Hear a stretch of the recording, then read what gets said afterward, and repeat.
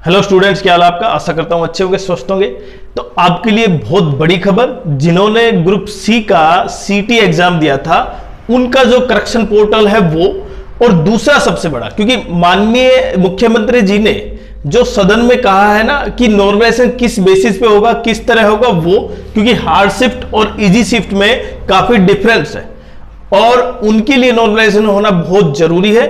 और क्योंकि जिनकी हार्ड शिफ्ट थी उनके मार्क्स बहुत कम आ रहे हैं, तो कहीं ना कहीं उनको न्याय दिलाने के लिए, और इनको भी कहीं ना कहीं उनके मार्क्स ज्यादा है, कुछ शिफ्ट इजी थी, उनके भी एक ऐसा तरीका निकाला जो माननीय कोर्ट के द्वारा, जो माननीय कोर्ट मतलब सुप्रीम कोर्ट और हाई कोर्ट के द्वारा भी मान्य हो, और जो सेंट्रल गवर्नमेंट के द्वारा जो रिक्रूटमेंट एजेंसी है उनके द्वारा भी जो अपनाया जाता है। तो कौन सा है उस पर बात करेंगे। लेकिन अगर चैनल पर नए हैं तो चैनल को सब्सक्राइब करें, वीडियो को लाइक करें और शेयर करें, और एक बार कमेंट्स जरूर कर दें कि आप आ चुके हैं वीडियो पर, जिससे कि हम आपके लिए लगातार जो नई नई जो आपकी इंफॉर्मेशन के लिए जो बहुत जरूरी है वो न्यूज लेके आते रहे।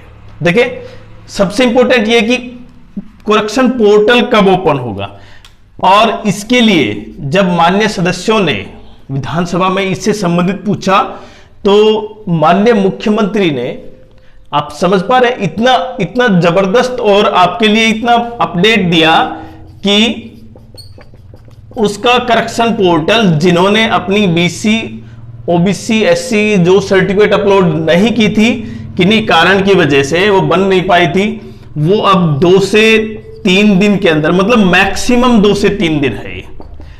वो जो अभी सोच रहे थे 3 से 4 सितंबर तक, वो नहीं होगा। अब आप समझ पा रहे हैं केवल 2 से 3 दिन, मतलब मैक्सिमम 2 से 3 दिन।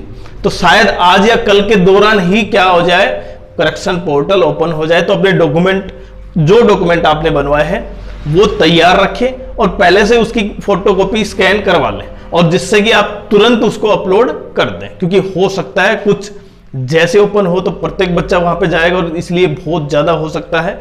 हालांकि माननीय आयोग ऐसा पहले से डिसाइड कर लेगा कि वो अगर ज्यादा मात्रा में है तो उसको ठीक करने के लिए एक्सटेंड भी कर सकता है, लेकिन इतनी डेट एक्सटेंड नहीं होगी, 3 से 4 दिन मैक्सिमम होंगे।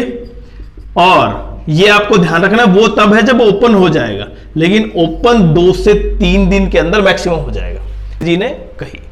लेकिन आप ये सबसे इंपॉर्टेंट ये है कि उसके बारे में जब और भी क्वेश्चन पूछेंगे, आपको पता है ना, ध्यानाकर्षण प्रस्ताव, आकर्षण प्रस्ताव, प्रस्ताव होता है पॉलिटिकल में, वो आपने पढ़ रखा है, और इसी की वजह से इन सभी सीईटी पर डिस्कस हुए।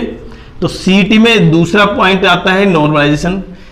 हार्ड शिफ्ट में क्योंकि पेपर काफी हार्ड था, इजी था, ये मुद्दा नहीं कि पेपर हार्ड और इजी आया, वो आयोग का उन्होंने भी बताया, ये कार्य आयोग का है और आयोग ही डिसाइड करेगा कि कैसा पेपर किस कंपनी के द्वारा कौन सा बनाया गया है। तो इस पर नहीं हम कोई पॉइंट उठा सकते। लेकिन नॉर्मलाइजेशन से पहले जब कहीं ना कहीं बात आई थी कि नॉर्मलाइजेशन होगा, तो ये नॉर्मलाइजेशन 2022 में भी हुआ था, जिसमें नॉर्मलाइजेशन की वजह से कुछ बच्चों के मार्क्स कम हुए थे इजी शिफ्ट की वजह से, और उनके जुड़े भी थे जिनकी शिफ्ट थोड़ी सी हार्ड थी, लेकिन इतना डिफरेंस नहीं था। अब की बार डिफरेंस क्या है, ज्यादा है।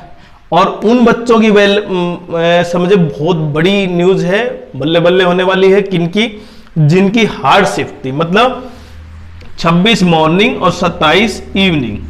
तो इनके मार्क्स बढ़ेंगे, 100% बढ़ेंगे, और बढ़ने से ये काफी कट ऑफ में ऊपर जाएंगे, और इनके मार्क्स डिक्रीज होंगे। देखिए वो डिक्रीज कितने होंगे वो एक अलग बात है, लेकिन अब किस बेसिस पे होगा ये बताया माननीय कि जिस तरह एसएससी, यूपीएससी, आईबीपीएस, आरआरबी में नॉर्मलाइजेशन होता है, क्योंकि वहां पे शिफ्ट बहुत ज्यादा होती है, तो इसलिए नॉर्मलाइजेशन होता है। जैसे अभी अगर मैं 2024 की बात करूं, 2024 में एसएससी सीजीएल का जो मेंस हुआ था उसमें नॉर्मलाइजेशन के मार्क्स काफी बड़े थे, मतलब 50 भी थे, 40 भी थे, क्योंकि कुछ क्वेश्चन गलत थे।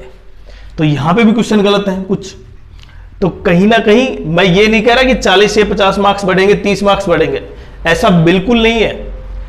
देखिए कितने बढ़ेंगे वो तो आयोग डिसाइड करेगा, पर मिनिमम आप ये मान सकते हैं 8 से 10 मार्क्स मिनिमम बढ़ेंगे।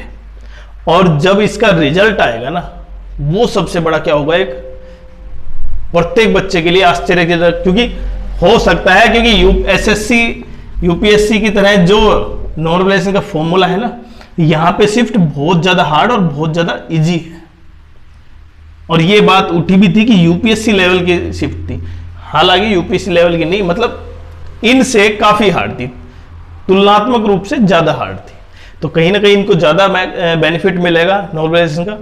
अब देखें सबसे इंपॉर्टेंट कि अगर इन्हीं के बेसिस पे होगा तो प्रत्येक बच्चा जिनकी हार्ड शिफ्ट थी ना, वो तो अपना समझ ले कि उसके मार्क्स बढ़ेंगे। और वो अगर वो रिजर्व कैटेगरी से भी है, तो अगर उसके 32-30 मार्क्स भी हैं तो भी आराम से उनका क्वालिफाई हो जाएगा। और जो यूआर कैटेगरी से है, तो अगर 40-42 मार्क्स हैं तो भी जान सकते हैं कि उनका भी हो जाएगा। लेकिन प्रत्येक बच्चा ये जा रहा है कि जो नॉर्मलाइजेशन का अभी केवल आइडिया लग रहा है कि 8 से 10 मार्क्स, लेकिन नॉर्मलाइजेशन के एक्चुअल में कितने जुड़ेंगे वो सबसे बड़ा है, और वो तो डिसाइड कौन करेगा? आयोग। इसलिए आपकी क्या राय है, आप जरूर कमेंट्स करें। बट जो मैंने बताया ना, नॉर्मलाइजेशन और करेक्शन पोर्टल आपका केवल 2 दिन के अंदर खुल जाएगा, जिस तरह माननीय चीफ मिनिस्टर ने ये बात कही।